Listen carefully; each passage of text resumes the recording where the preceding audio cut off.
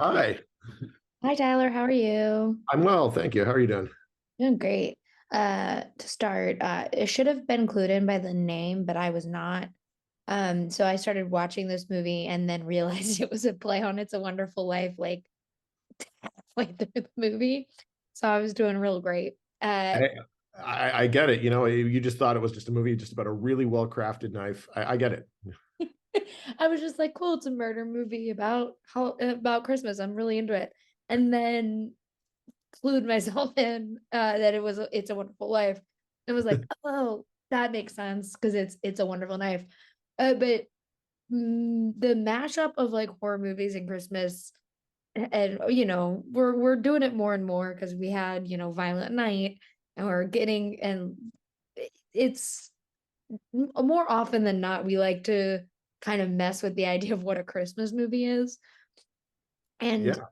for you, what was kind of the fun of getting to be as violent and gory as possible underneath the guise of Christmas cheer?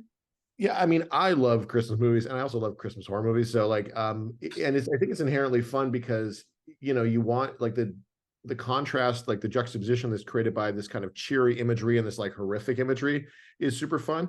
But Christmas is also just like an outlandish, like high stakes time, where you're like with the people you love, but there's tension, like you have to kind of like, so it gives you a lot of kind of fun sort of dynamics to mine. And also, like, I think the audience of this movie, like horror fans need something to watch around the holidays. So, and I, as a lifelong horror fan, I do kind of I have my set of kind of horrific movies that I like to revisit, around the holidays. And so yeah, it was good. It's something that as soon as I kind of got into the idea of it and took a look at the script, it's something I felt like there was a lot of potential for the little details to kind of help out. Yeah, so do you think that Clarence and George Bailey like had something going on? Because that was my I favorite. think that's fairly apparent, like as much as you can in a 40s code era movie. Sure, yeah. I was It, it, like, it's mm. similar to like Casablanca. There's a little some subtext there. I truly was like, okay, well now I'm thinking I'm gonna have to this year just start taking notes when I watch It's a Wonderful Life. There is subtext that I clearly missed because I was too busy watching him lasso a moon. Um, but it is very fun because there's a bunch of names. I do like the Justin Long horrification that's been going on with. Yeah, I mean, he's been a bit of a staple. Like I know he's had some horror movies in his earlier career, but like like the last 10 years, like Tusk and like Drag Me to Hell and like Barbarian, Yeah. obviously, and I mean even stuff like Idiocracy, I think is pretty horrific. But Mhm. like he's I think really gets tone and is a very actor that's very cognizant of like of stories that are have like a very specific type of delivery that are a bit execution dependent and then can kind of because he's so skilled can really kind of help you sort of thread those needles and it's very rewarding, and he's often like a standout, in when given that challenge. And do you like to get to play with actors like when they are kind of playing against type a little bit? Because him and Joel McHale, in a way, are playing against their types a little because Joel McHale is like a nice, good dad in parts of this movie, which is not what I'm used to seeing Joel McHale as. And Yeah, that's not really what I know Justin Long as being yeah, in it's films. funny because I mean they're both pretty heavy comedians, but like Joel's kind of known for being that smart alecky kind of like, sarcastic, kind of like charming rogue sort of Mhm. character. And I like it is fun to take that guy and, make him into the Hallmark dad, like, make him as, squeaky clean because he still kind of has a bit of an edge to him, but Mhm. it's kind of fun and it sort of serves the satire. And he really got that that's what we were doing. But also has some dramatic stuff like later on in the movie, like has, gets to show some colors he doesn't always get to use. And that was, very intentional and but he again like really got the what we were trying to do and came in and shot kind of early in the proceedings. He was there for the first week but set like a really good tone for like the younger cast because a lot of them kind of grew up like seeing him on like Community and like a few of these other kind of bigger things that he's known for. And so we're jazzed to work with him, but also just got that he was like there for the movie, you know, and so it was really fun. I was pleasantly surprised by how like easy he was to work with and how down to earth, and just how like, you know, not or willing to just not be what he's known to be, you know. And Yeah. so playing him against type was super fun, and something I like to do, like and you know, similarly, Justin has a bit of a nice guy assumption about him, you know, like he's been kind of playing a charming guy next door sort of riff for years, and that's really what he's known for. And so when you get the chance to subvert that, especially like more openly than we like then, you know, like Barbarian does something else as well, but it's a bit like it's a bit of a reversal the way they do it, whereas Mhm. like in our thing it's much more of a like, you know, wearing it on our sleeve in a way. And that's because like the movie he can be a bit bigger, and you know, so, and he's just a fire hose of ideas. So as a director, it becomes much more like, okay, we got to shape this look so that it makes sense in the world, and like shape this voice, and like, you know, try and like, and he just has a ton of ideas, and it becomes about like sorting that stuff out and figuring out like what fits in the box of the story, rather than like, you know, letting him sort of fly off into the atmosphere. Yeah. But you know, he was having a lot of fun, and we were having a lot of fun working with him. Yeah. Sorry that a cat just appeared behind me. I Um, love cats. but I also do like calling her a final girl feels wrong, but she's a final girl almost instantly in the beginning of this movie. And Yeah. then she does become our final girl throughout the whole movie.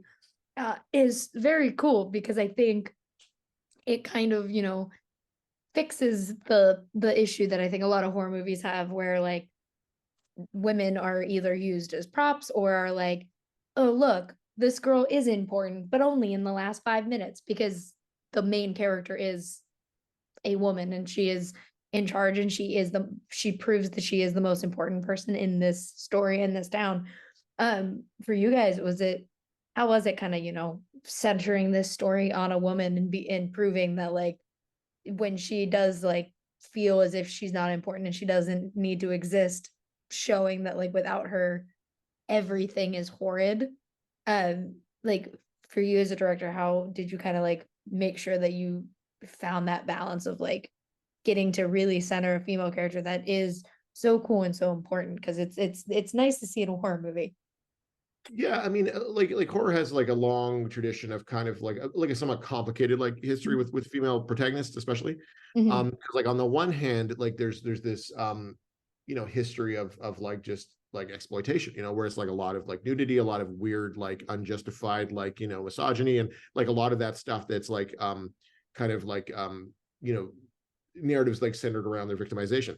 And whereas this you know, but it also has this relatively empowering like tropes of like the final girl, and like these things where like they are allowed to be the heroes in a, you know, in a time where that was not as common, you know. And now that it's, you know, things are starting to change a little bit, we're kind of starting to see postmodern takes on that a little bit more, and that's you know, kind of interesting to me.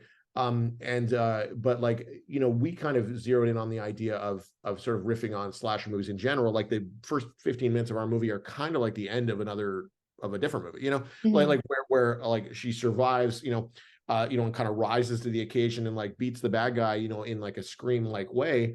But then you don't really like, you know, like where does one go from there? It's not like if you make it through, you know, the night and all of your friends are dead, you're not like high five, moving on, going to college, you know, like everyone like we see her deal with that trauma, and not be able to deal with that trauma, and not have her and have her family not be able to help her process the survivor's guilt. And I think that like that's the most interesting section of the film for Mhm. me, is the fact that we actually do like live in the stakes of it for a bit. And then just the fact that like her psychologically spiraling and not being able to rely on the people and them not being there for her, that's what leads to the actual like kicking off of our journey. And then we're able to actually see that like, oh, like there is this sort of like this like heroic, you know, thing that she did, like is part of it, but like there was other ways she was affecting people's lives, and there was other way, you know, like her absence wholesale like had these other dimensions to it. And I think that was an interesting area for us. And you know, once we found kind of like Jane Whittup and started like kind of building the character Winnie kind of around the type of energy that they were bringing, and a lot of the young cast were sort of cast around kind of the decisions that they were making. And you know, that I think helped me a lot, kind of, you know, figure out the specificity of it, and even things like the details, like the relationship between Bernie and Winnie really kind of redefined itself. Like it was much more platonic in the script, Mhm.